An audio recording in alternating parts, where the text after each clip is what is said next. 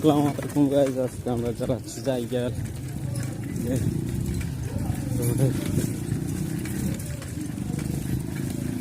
বাইকটা নষ্ট হয়ে গেছে এই কারণে আবার সাইকেল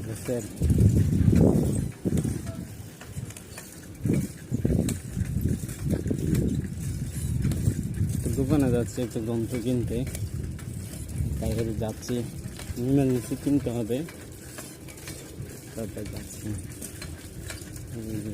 মসজিদ, দোতলা মসজিদ।